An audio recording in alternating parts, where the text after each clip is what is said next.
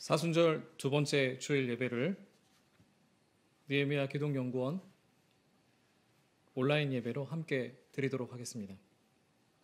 왕이신 나의 하나님, 함께 찬양 드리겠습니다.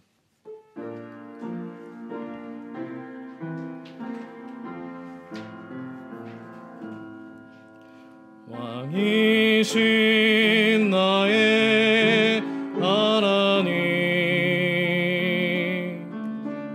내가 주를 높이고 영원히 주의 이름을 축하리이다. 한 번 더 고백합니다. 왕이신 나의 하나님, 왕이신 나의 하나님, 내가 주를 높이고 영원히 주의 이름을 송축하리이다.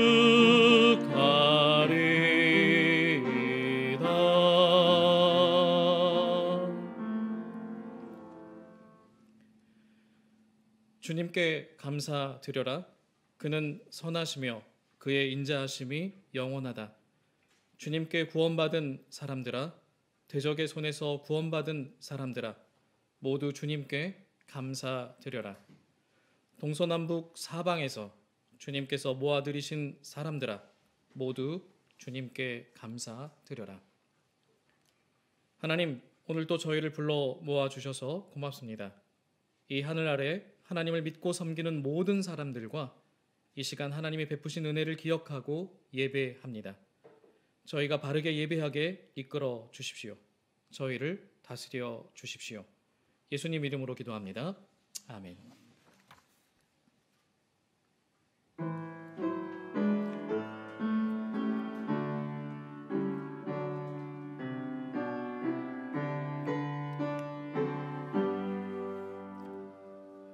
구주를 생각만 해도 이렇게 좋거든. 주 얼굴 배울 때에야 얼마나 좋으랴. 만민의 구주 예수의 귀하신 이름은 천지에 있는 이름 주 비할 데 없도다. 잠에게 하는 자에게 소망이 되시고 구하고 찾는 자에게 기쁨이 되신다. 예수의 넓은 사랑을 어찌 다 말하랴. 주 사랑 받는 사람만 그 사랑 알도다. 사랑의 구주 예수여, 내 기쁨 되시고 이제로부터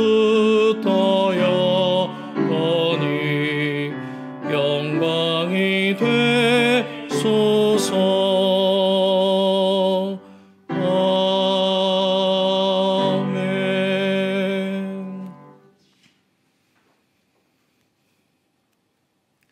나는 전능하신 아버지 하나님, 천지의 창조주를 믿습니다. 나는 그의 유일하신 아들 우리 주 예수 그리스도를 믿습니다. 그는 성령으로 잉태되어 동정녀 마리아에게서 나시고 본디오 빌라도에게 고난을 받아 십자가에 못 박혀 죽으시고 장사된 지 사흘 만에 죽은 자 가운데서 다시 살아나셨으며 하늘에 오르시어 전능하신 아버지 하나님 우편에 앉아 계시다가 거기로부터 살아있는 자와 죽은 자를 심판하러 오십니다. 나는 성령을 믿으며 거룩한 공교회와 성도의 교제와 죄를 용서받는 것과 몸의 부활과 영생을 믿습니다. 아멘.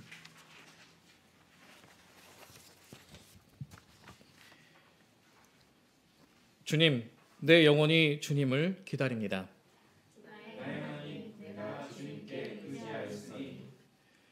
내가 부끄러움을 당하지 않게 하시고 내 원수가 나를 이어 승전가를 부르지 못하게 해주십시오. 주님을 기다리는 사람은 수치를 당할 리 없지만 함부로 속이는 자는 수치를 당하고야 말 것입니다. 주님, 주님의 길을 나에게 보여주시고 내가 마땅히 가야 할 그 길을 가르쳐 주십시오. 주님은 내 구원의 하나님이시니 주님의 진리로 나를 지도하시고 가르쳐 주십시오. 나는 종일 주님만을 기다립니다. 주님 먼 옛날부터 변함없이 베푸셨던 주님의 긍휼하심과 한결같은 사랑을 기억하여 주십시오. 내가 젊은 시절의 지은 죄와 반역을 기억하지 마시고 주님의 자비로우심과 선하심으로 나를 기억하여 주십시오. 주님은 선하시고 올바르셔서 죄인들이 돌이키고 걸어가야 할 올바른 길을 가르쳐 주신다. 겸손한 사람을 공의로 인도하시며 겸비한 사람에게는 당신의 뜻을 가르쳐 주신다.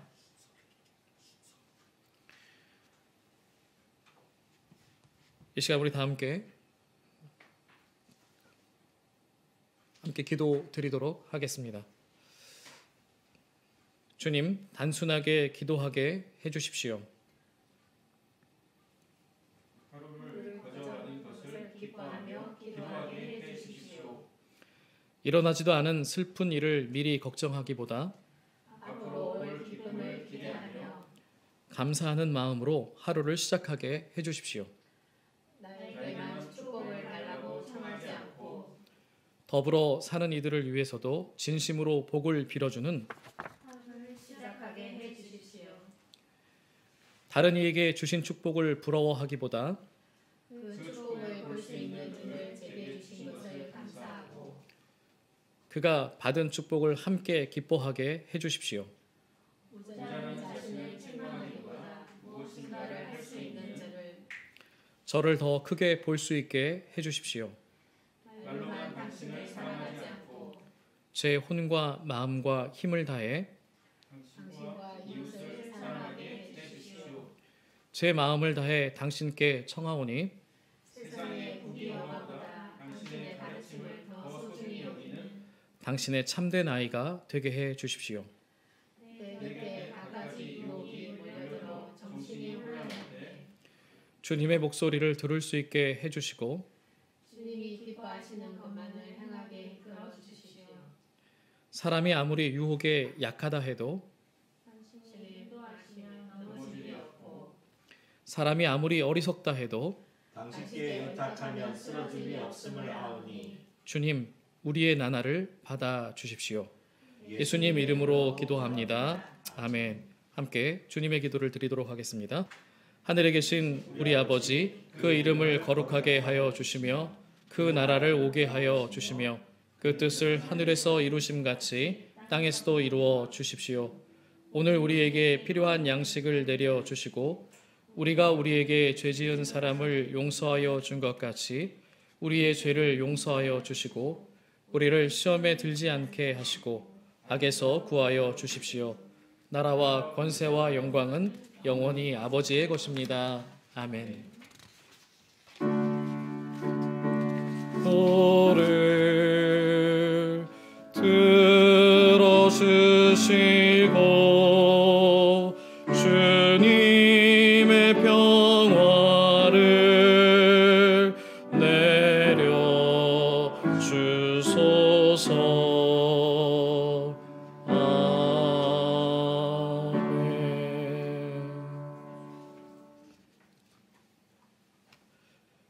이 시간 함께 나누실 말씀은 고린도전서 9장 12절의 말씀입니다. 제가 개역 개정판으로 함께 읽어드리도록 하겠습니다. 고린도전서 9장 12절의 말씀을 개역 개정판으로 읽어드리겠습니다. 다른 이들도 너희에게 이런 권리를 가졌거늘 하물며 우리일까 보냐. 그러나 우리가 이 권리를 쓰지 아니하고 범사에 참는 것은 그리스도의 복음에 아무 장애가 없게 하려 함이로다. 이 시간에는 기독연구원 느헤미야 원장님으로 수고해 주시는 김영원 목사님께서 권리를 넘어서는 은혜라는 제목으로 함께 말씀을 나누어 주시겠습니다.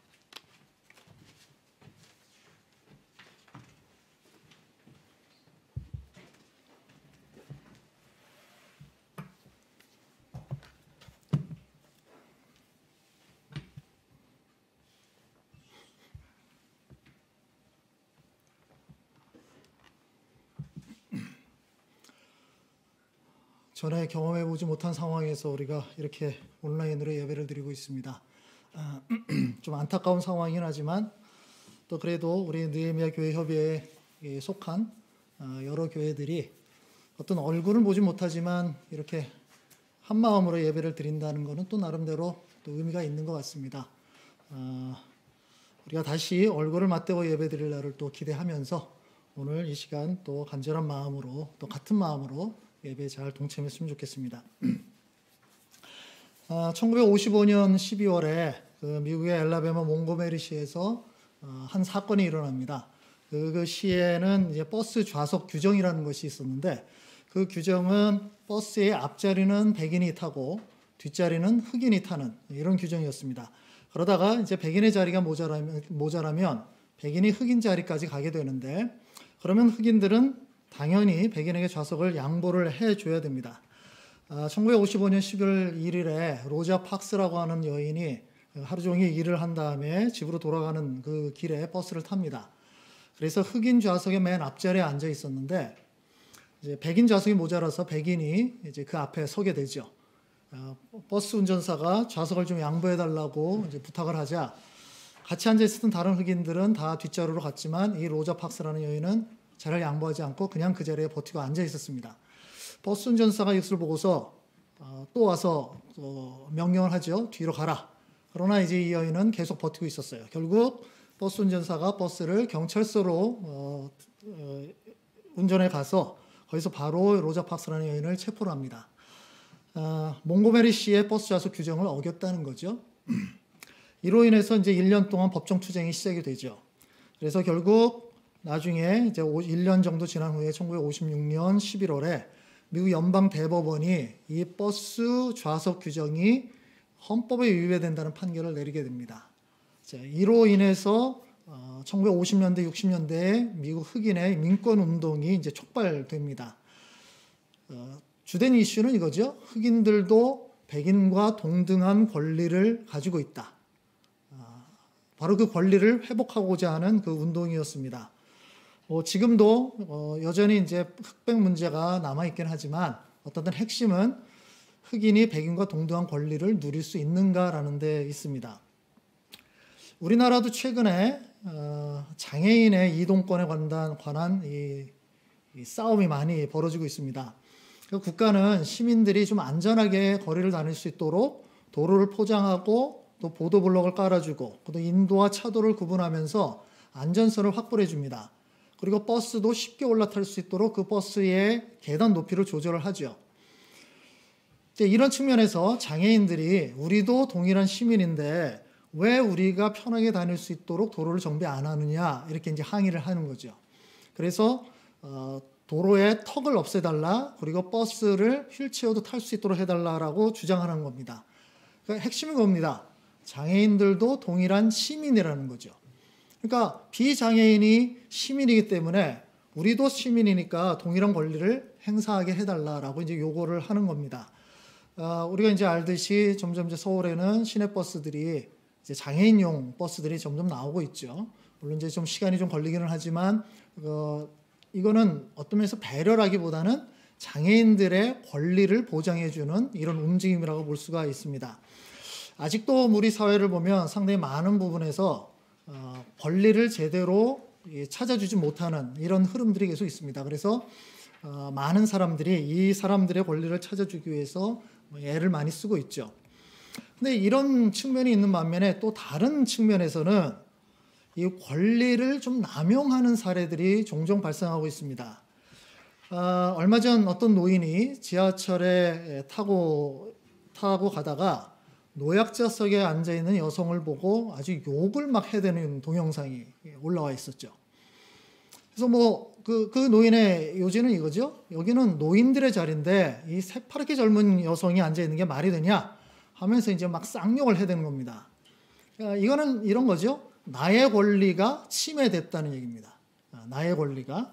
그러니까 네가 뭔데 내 권리를 침해하느냐. 근데 나중에 알고 봤더니 그 여성이 임산부였어요. 임산부는 그 자리에 앉을 권리가 있나요, 없나요? 당연히 권리가 있죠. 그러니까 지하철에 있는 이 좌석은 그 노인들만을 위한 좌석이 아니라 교통약자를 배려하기 위한 좌석입니다. 다른 말로 한다면 장애인이나 임산부나 아이를 동반한 사람 또는 환자들 이런 사람들이 누구나 앉을 수 있는 자리죠. 그런데 이 노인분은 이걸 오해한 거예요. 자기만 권리를 주장할 수 있다고 생각을 했기 때문에 이렇게 무례한 행동을 한 거죠. 또 다른 측면이 또 있습니다. 최근에 정부에서도 이제 이런 흐름들을 계속 이제 만들려고 애를 쓰고 있는데, 그러니까 기업에서 신입사원을 채용을 할 때 이 블라인드 채용을 하려는 시도들을 좀 하고 있어요. 이거는 이제 학벌을 중시하는 사회의 이 흐름을 좀 막기 위해서 그렇게 하는 거죠. 그래서 지원서에 어느 대학 출신이라는 것을 밝히지 않도록 하는 거. 괜찮은 거 아닙니까? 우리 사회가 여러 가지 문제가 많지만 그중에 하나가 이 학벌 문제가 굉장히 심하지 않습니까? 그래서 이 문제를 어떻게 해결할까 해서 이제 블라인드 채용이라는 방식이 도입이 됐는데, 한번 생각해 봅시다. 이 블라인드 채용을 가장 반대하는 사람이 누굴까요? 명문대 출신 학생들이죠. 거기 졸업생들입니다. 그들이 반대하는 이유는 뭐죠? 명문대 출신이라는 자신의 그 권리가 침해당했다는 겁니다. 자기가 고등학생 때 얼마나 노력을 해서 이 명문대를 들어갔는데 이걸 왜 인정해 주지 않느냐라고 얘기를 하는 거예요.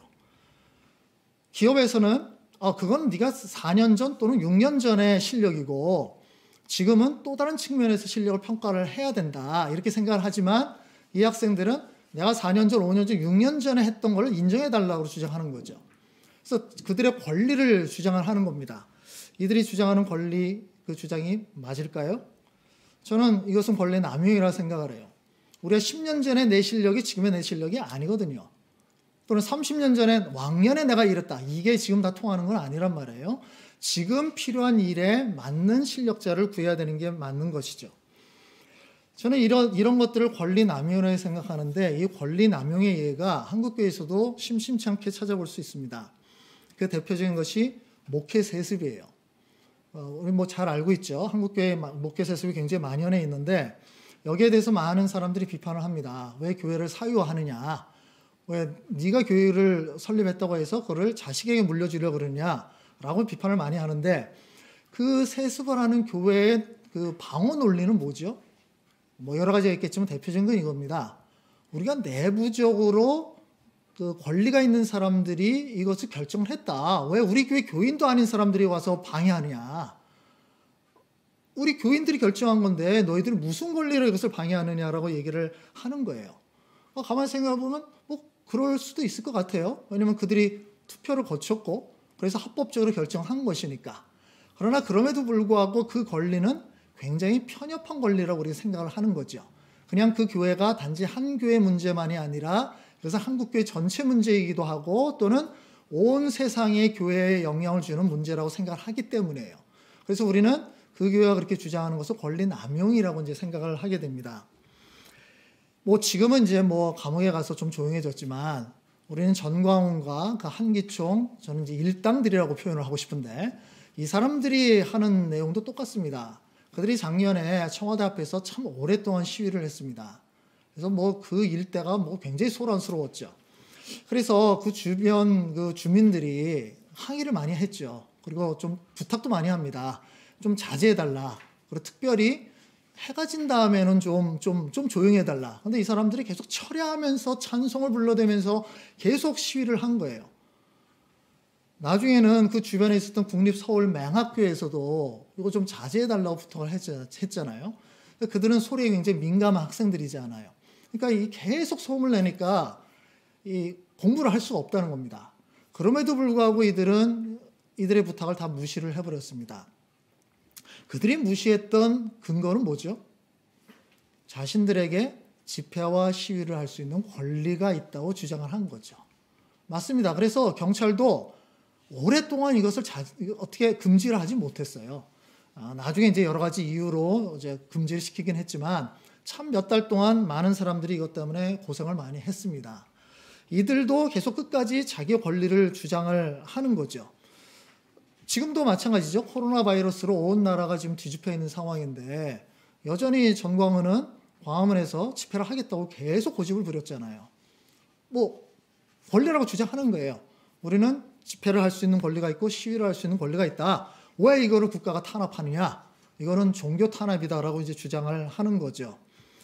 지금 우리 사회는 한쪽 측면에서는 권리를 더 많이 증진해줘야 될 사람들이 있습니다.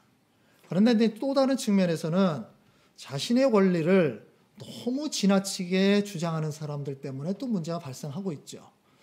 이 두 가지가 혼재되어 있는 굉장히 혼란스러운 상황이 계속 반복이 되고 있습니다.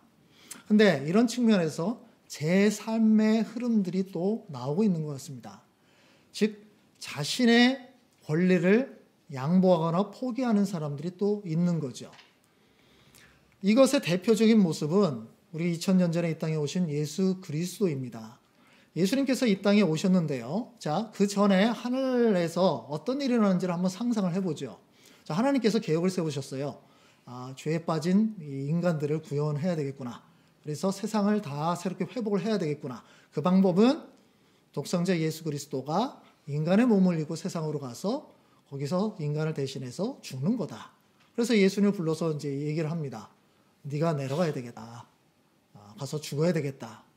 자, 이 말을 들은 예수님이 어떤 생각이 들었을까요? 글쎄요, 저 같으면 뭐 이렇게 반응을 했을 것 같아요. 내가 왜요? 내가 왜 인간이 돼야 되고 내가 왜 죽어야 되죠? 자, 생각해 보십시다. 하나님, 누가 잘못했죠? 저 인간들이죠. 그럼 누가 벌을 받아야죠? 저 인간들이 받을 벌을 받아야죠. 왜 내가 벌을 받아야 됩니까? 내가 지금 하늘에서 누리고 있는 이 영광을 내가 왜 이걸 포기해야 되죠? 저는 이럴 수 있을 것 같아요. 그렇죠? 내가 잘못한 거 하나도 없잖아요. 저들이 잘못한 건데 그걸 왜 내가 뒤집어 써야 됩니까? 이런 식으로 반응을 할 수도 있었을 거란 말이에요. 그러나 예수님은 그렇게 반응하지 않으시고 하나님의 뜻에 따라서 이 세상에 내려오셨죠.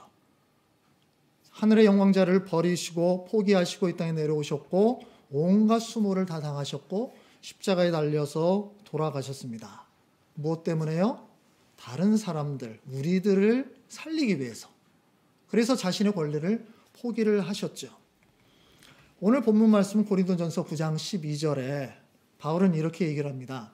다른 이들도 너에게 이런 권리를 가졌거든 하물며 우리일까 보냐. 이건 무슨 얘기냐면 앞부분에 이런 얘기가 나와요. 바울이 복음을 전도하러 다니고 교회에서도 여러 가지 일을 하는데 나는 너희 교회를 통해서 어떤 경제적 지원을 받지 않는다. 근데 돌아봤더니 다른 사도들이나 다른 일꾼들은 지원을 받더라. 그러면 너희가 착각하지 말아라. 나에게 이 경제적 지원을 받을 권리가 없어서 안 받는 것이 아니다. 그 얘기를 쭉 하고 있는 겁니다. 그러면 바울이 왜 내가 이 경제적 지원을 받을 권리를 내려놨느냐? 그 얘기가 나오죠. 우리가 이 권리를 쓰지 아니하고 범사에 참는 이유는 뭐냐? 그리스도의 복음에 아무 장애가 없게 하기 위해서. 바울은 자기가 권리가 있다고 얘기를 해요. 권리가 있죠. 그렇죠? 복음을 전도하는 사람이 지원을 받을 권리가 분명히 있습니다.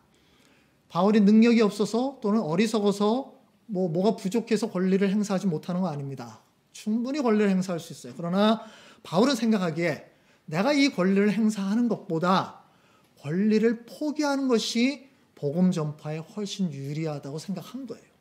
그것 때문에 이 경제적 지원을 받을 권리를 포기했고 그래서 어땠을까요? 굉장히 고생 많이 했을 겁니다. 그렇죠? 권리를 포기하면 힘들어지는 것이죠. 바울의 이 마음은 예수 그리스도의 그 마음을 따른 것이죠. 하늘의 권세를 다 내려놓으시고 우리를 위해서 이 땅에 내려오신 그 예수 그리스도. 바울도 자기가 복음 전도자로서 하나님께서 세워주신 사도로서의 권리가 있는데 그 권리를 하나님 나라를 위해서 복음을 위해서 포기를 한 겁니다. 몇 년 전에 미국의 어느 고등학교 졸업식에서 일어났던 일입니다. 그 고등학교는 100년이 넘은 학교였는데 100년 넘도록 그 졸업식 때는 늘 기독교식으로 찬송가를 부르면서 졸업식을 진행을 했던 학교였어요. 뭐 미국 사회가 기본적으로 이제 기독교적인 전통이 있는 사회였으니까 이게 전혀 문제가 없었던 거죠. 그래서 이번 졸업식에도 이제 그렇게 순서를 쭉 짰는데 그 졸업생 중에 2명의 학생이 이의를 제기합니다. 우리는 그리스도인이 아니다. 그래서 졸업식에서 이 찬송을 부르는 게 너무 불편하다. 그러니까 다른 건 몰라도 찬송 부르는 이 순서만 좀 빼달라. 이렇게 요청을 합니다. 이 요청을 받고서 학교 교육위원회가 모여서 논의를 합니다. 그 2 학생을 뺀 나머지 대부분의 학생은 전혀 문제가 없다고 얘기를 했어요. 찬송? 우리 전통이니까 지켜야 되고 우리 대부분 또 기독교인이니까 찬송하는 게 전혀 문제가 없다. 그리고 그것이 학칙에도 전혀 위배가 되지 않는다는 것도 확인을 했습니다. 그래서 결정을 그렇게 하기로 했습니다. 그들의 이 항의를 받았지만 우리의 전통을 따라서 이번 졸업식에도 찬송을 부르기로 하겠습니다. 라고 결정을 하는데 교육위원 중에 한 사람이 일어나서 이제 발언을 합니다. 그 사람 말은 이런 거예요. 맞습니다. 우리가 우리 학교의 전통을 따라서 또 교칙을 따라서 졸업식에서 찬송할 권리가 분명히 우리들에게 있습니다. 그런데 혹시 우리가 이 2명의 친구들을 위해서 그 권리를 포기할 수는 없을까요?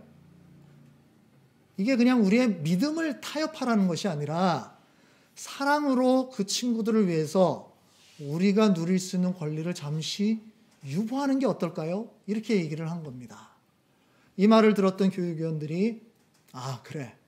우리의 권리를 주장하고 찬송을 부르는 것보다 예수 그리스도의 그 희생을 본받아서 그들을 위해서 우리 권리를 유보하는 것이 훨씬 더 맞겠구나라고 판단을 합니다.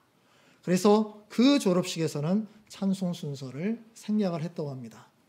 결국 이 일로 인해서 2명의 그 졸업생은 자신의 견해가 존중받았다는 것에 대해서 감사하고 나중에 어떻게 될지 모르겠지만 아마 그 2 학생도 기독교에 대해서 굉장히 호의적인 마음을 가졌을 거라고 생각을 합니다.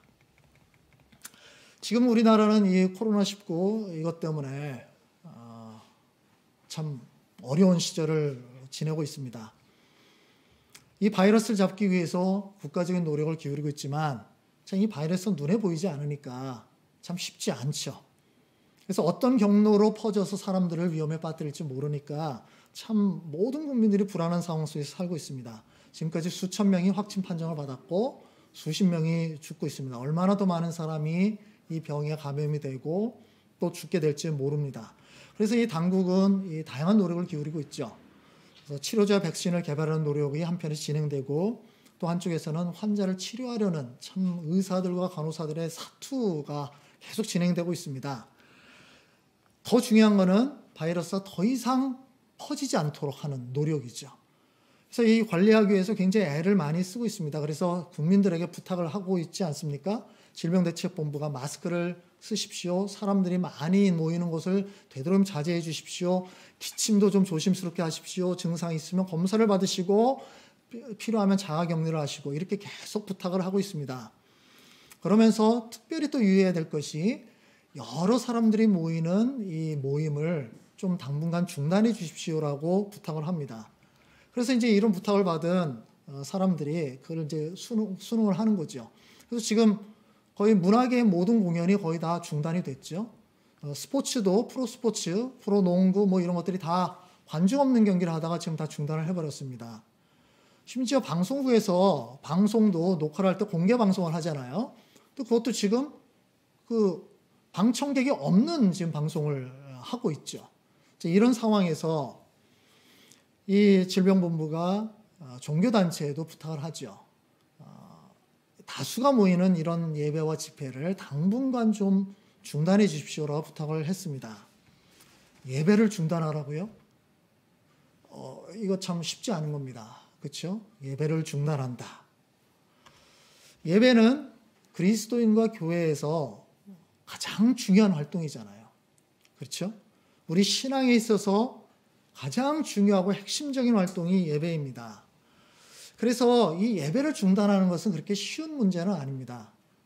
예배를 중단하고 유배해달라는 요청에 대해서 그래서 많은 그리스도인들이 반대하고 나서는 거죠.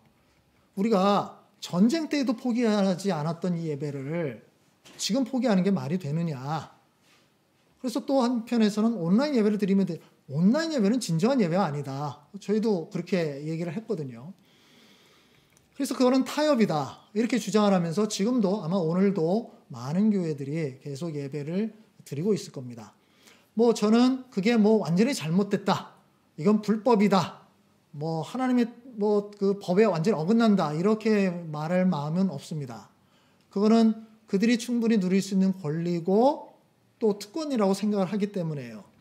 그리고 또 한편 생각해 보면 우리 기독교 2000년 역사를 살펴보면 정말 수많은 기독교인들이 이 예배를 드리기 위해서 목숨을 걸었던 일들이 분명히 있었어요. 로마 시대의 박해가 심할 때에도 그리스도인들이 그 지하 무덤이죠. 카타콤에서까지 모여서 예배를 중단하지 않았어요. 전쟁이 심할 때는 전쟁 포로로 잡혀서도 그 수용소에서 몰래 조용히 예배를 드렸던 그런 사람들이 계속 있었습니다.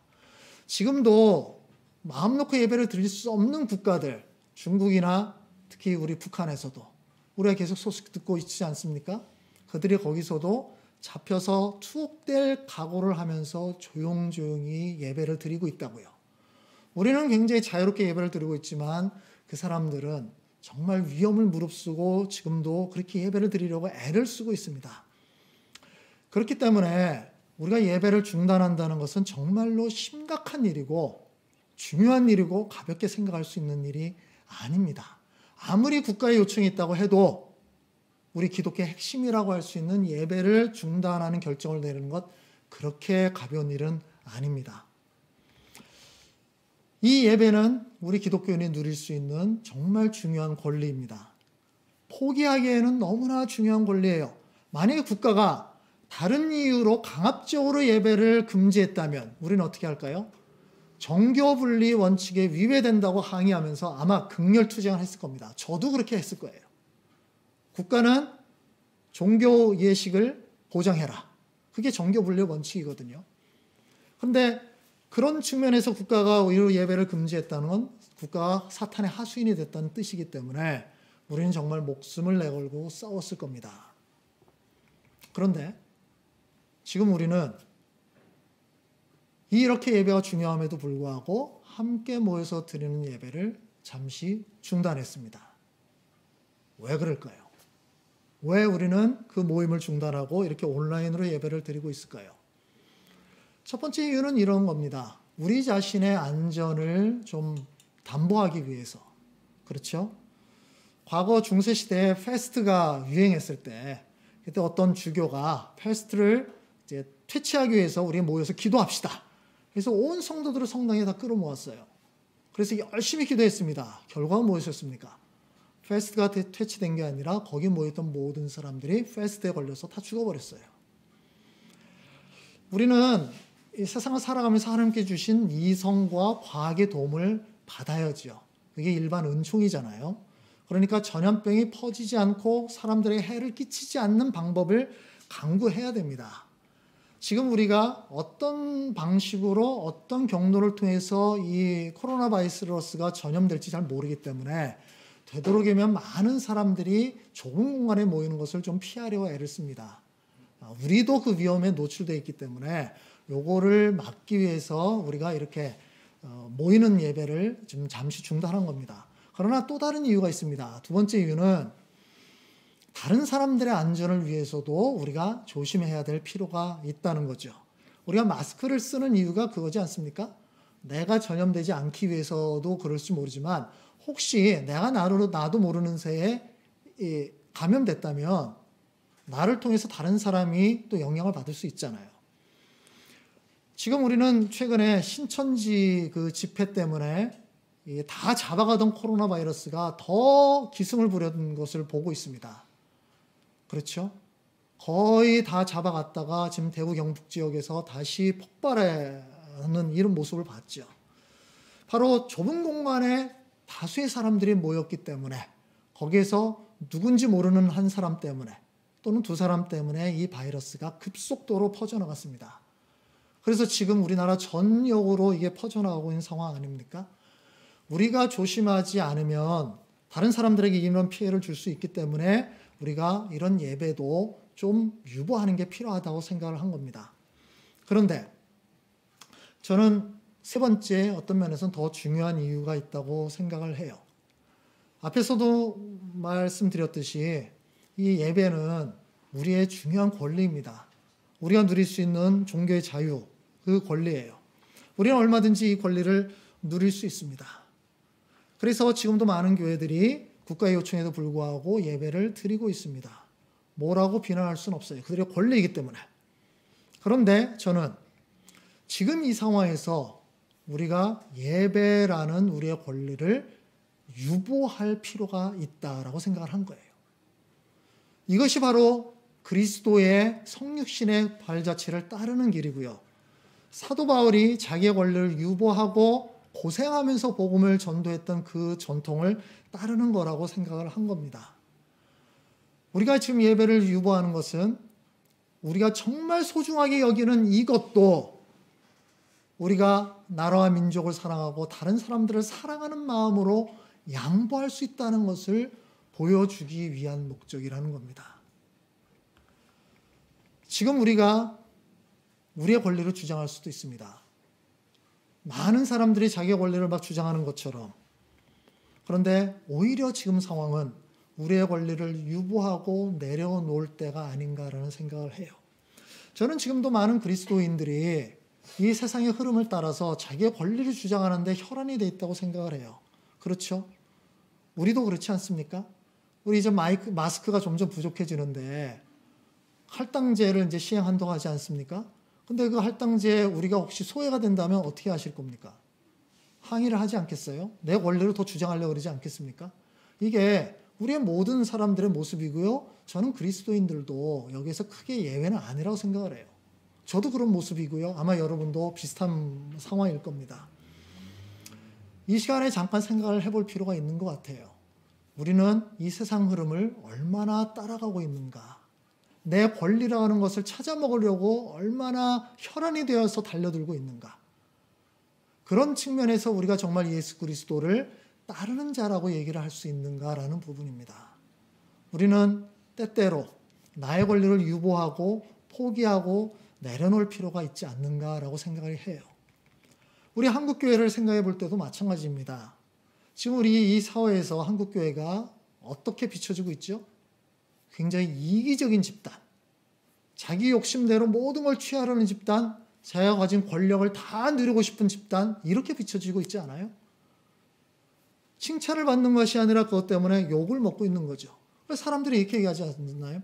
나는 그리스도가 좋다는 거 안다. 그를 존경한다. 근데 그리스도인들은 싫다. 그래서 지금 얘기하는 것은 예수교와 대한민국의 기독교는 전혀 다르다라고 얘기를 하잖아요. 오히려 이런 상황에서 저는 이 코로나19 이 바이러스가 창궐하는 세상에서 우리가 기독교의 이미지, 우리가 놓쳤던 그 예수 그리스도의 희생의 정신을 다시 회복할 수 있는 기회가 되지 않을까라고 생각을 해요. 우리가 예배를 모일 수 있는 권리가 분명히 있습니다. 우리가 기독교인으로서 교회로서 누릴 수 있는 권리가 분명히 있어요. 그러나 복음을 위해서, 하나님을 위해서, 하나님 나라를 위해서 우리의 권리를 좀 유보할 수는 없을까요? 이번 코로나19 때문만이 아니라 앞으로도 우리가 살아가면서 우리 교회가, 우리 그리스도인이 또는 기독교 전체가 우리의 권리를 좀 유보하는 것이 필요할 때가 있을 거라고 생각을 합니다. 저는 지금 실추된 기독교 이미지를 회복하기 위해서는 더 많은 희생의 노력이 필요할 거라고 생각을 합니다.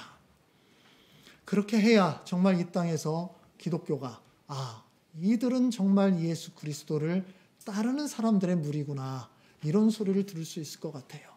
그래서 어떤 면에서는 지금 코로나19 사태가 위기이면서 우리가 다시 새로운 길로 회복되어 갈 수 있는 기회가 될 수 있지 않을까 생각을 합니다.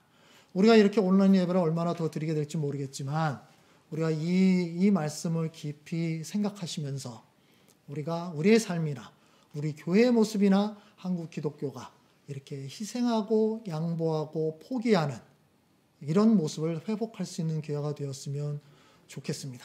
우리 잠깐 같이 기도하도록 합시다. 하나님, 정말 이 나라와 민족이 코로나 바이러스로 인해서 참 어려운 상황이 있습니다. 그 상황에 우리가 고통을 동참하기 위해서 우리의 권리를 잠시 유보하려고 합니다. 우리가 예배가 얼마나 중요하다는 것을 잘 알지만 그러나 이 시간에 우리의 예배 권리를 잠시 내려놓고 우리 자신을 위해서, 다른 사람들을 위해서, 그리고 복음을 위해서 우리가 섬기기를 원합니다. 이것이 오늘 하루로 그치는 것이 아니라 우리 그리스도인들의 우리의 삶의 원칙이 되게 해주시고 우리 교회의 행보가 되게 해주시고 그로 인해서 한국 기독교가 다시 회복되는 역사가 있게 하여 주옵소서. 예수님의 이름으로 기도합니다. 아멘.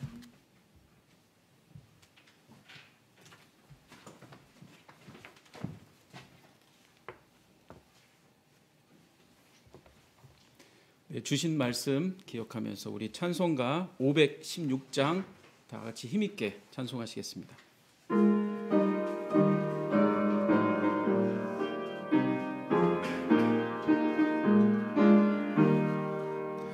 옳은 길 따르라 의의 길 세계 만민의 참된 길 이 길 따라서 살기를 온 세계에 전하세 만 백성이 나갈 길 어두운 밤 지나서 동튼다 환한 빛 보아라 저 빛 주 예수의 나라 이 땅에 곧 오겠네 오겠네 주 예수 따르라 승리의 주 세계 만민이 나가 길과 진리요 참 생명 내 창검을 부수고 다 따르라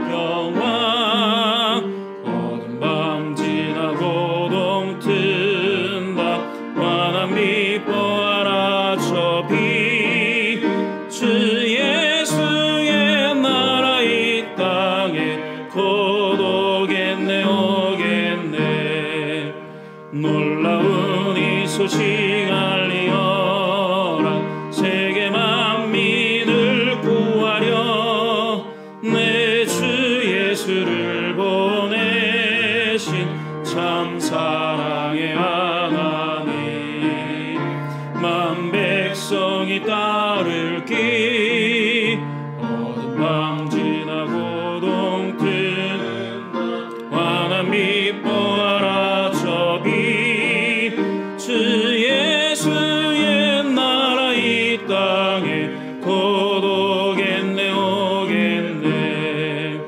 고난길 지치고 찾아온 길 많은 백성을 구한 길 모두 나와서 믿으면 온 세상이 마침내 이 진리에 살겠네 어두운 밤 지나고 동튼다 환한 빛 보아라 저 빛 주 예수의 나라 이 땅에 곧 오겠네 오겠네. 아멘. 나라와 이웃을 위한 기도를 함께 기도를 드릴 텐데요. 코로나19 극복을 구하는 느헤미야 교회협의회 공동 기도문 여러분 각자 가정에서 각자의 터전에서 함께 예배를 드리고 계실 텐데요. 저하고 같이 이 기도문을 같이 읽겠습니다. 주님, 저희가 마주한 이 위기가 저희의 욕심과 탐욕으로 인하여 함께 살아가야 할 생태계의 무분별한 파괴로 인한 것은 아닌지 돌아봅니다.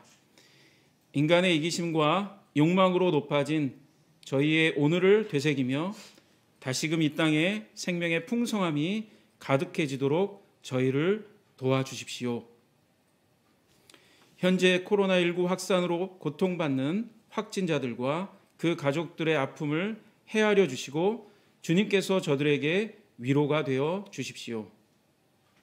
아울러 예상치 못한 곳에서 이 모양 저 모양으로 고통받는 이웃들과 위기감이 높아지면서 저희의 시야에서 사라져버린 사회적 약자들의 삶이 돌보아지도록 자비를 베풀어 주십시오. 무엇보다 확산 방지와 치료를 위해 애쓰는 정부와 의료진 그리고 수많은 봉사자들을 기억하셔서 보다 신속하고 정확하게 오늘의 상황이 수습되도록 힘을 더해 주십시오. 특히 대구, 경북 지역의 형제 자매들을 비롯하여 느헤미야 소속 교회의 모든 형제 자매들의 오늘의 현실을 주님의 날개 아래로 거두어 주시기를 빕니다. 주님, 지금은 세상을 구원하도록 부름받은 교회가 세상을 품을 기회를 얻었음을 인식하고 교회가 나아가야 할 길을 고민하면서 저희 모두가 예배를 삶에서 실천할 수 있는 계기로 삼을 수 있도록 이끌어 주십시오. 모여 있으나 흩어지나 우리는 성령 안에서 하나입니다. 우리의 작은 노력이 이웃을 향하는 마음임을 기억하고 이웃의 고통에 동참할 길이 무엇인지 함께 고민하며 실제적인 뜻과 정성을 모아 주님의 사랑을 나눌 수 있는 저희 되도록 이끌어 주십시오. 언제나 앞서 가셔서 저희의 모든 것을 돌보시는 주님을 찬미합니다. 예수님의 이름으로 기도합니다. 아멘. 우리 기도를 들어주시고 주님의 평화를 내려주소서.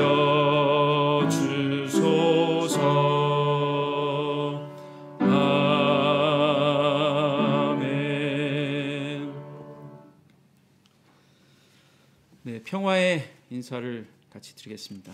우리가 비록 온라인 예배로 서로 마주하진 못하지만요, 같이 예배하는 서로에게 평화의 인사를 전했으면 좋겠습니다. 우리 가정이나 터전에서 같이 예배드리는 가족들에게 또 온라인으로 함께하는 우리 살아가는 지체들에게 같이 평화의 인사를 전하겠습니다. 서로를 바라보면서요, 주님의 평화가 당신에게 가득하길 바랍니다라고 인사를 나누겠습니다. 네, 주님의 평화가 여러분에게 가득하기를 빕니다. 아멘. 서로의 마음이 잘 전달되었다고 또 믿습니다. 우리 축도를 같이 서로에게 공동 축도를 하도록 하겠습니다. 굵은 글씨는 또 여러분이 하시고요, 제가 가는 글씨를 통해서 서로에게 축복과 또한 격려를 전하도록 하겠습니다. 주님이 우리에게 복을 주시고 우리를 지켜주시며 주님이 우리를 맑은 얼굴로 대하시고 우리에게 은혜를 베푸시며 주님이 우리를 고이 보시어서 우리에게 평화 주시기 빕니다. 주 예수 그리스도의 은혜와 하나님의 사랑과 성령의 사귐이 여러분 모두와 함께하기를 빕니다. 아멘.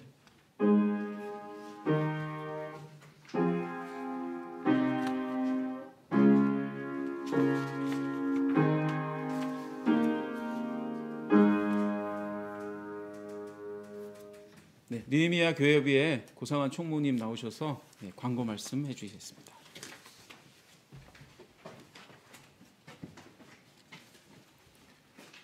오늘 온라인 예배는 느헤미야 교회협의회 주관으로 다함교회에서 드렸습니다. 예배 순서는 다함교회 예배 순서에 따라 진행하였고요. 장소를 제공해 주신 다함교회 성도님들께 감사를 드립니다. 또 특별히 설교를 오셔서 해주신 우리 김영원 목사님께도 감사를 드립니다. 느헤미야 교회협의회는 회원교회의 요청에 따라서 이번 주일 예배를 온라인으로 방송을 했습니다. 향후 예배에 대한 것은 회원교회와 긴밀하게 소통 후에 개교의 현실에 맞게 실시하도록 하겠습니다. 느헤미야 교회협의회에서는 코로나19로 인한 대구 경북 지역을 우선적으로 돕기 위해서 성서 대구와 위드라이프와 공동으로 모금을 진행하고 있습니다. 옆에 있는 광고를 참조하셔서 동참하고 싶은 분들은 후원해 주시면 감사하겠습니다. 후원 계좌와 자세한 안내는 저희 홈페이지나 그 방송을 보시는 그 주보지에 순서지에 있습니다. 마지막으로 저희 느헤미야 교회협의회는 현재 코로나로 인한 여러 어려움에 같이 동참하고 이 코로나19가 빨리 극복되도록 함께 기도하며 여러분과 함께 하겠습니다. 이 귀한 시간 내어주셔서 감사합니다. 이상으로 모든 예배를 마치도록 하겠습니다.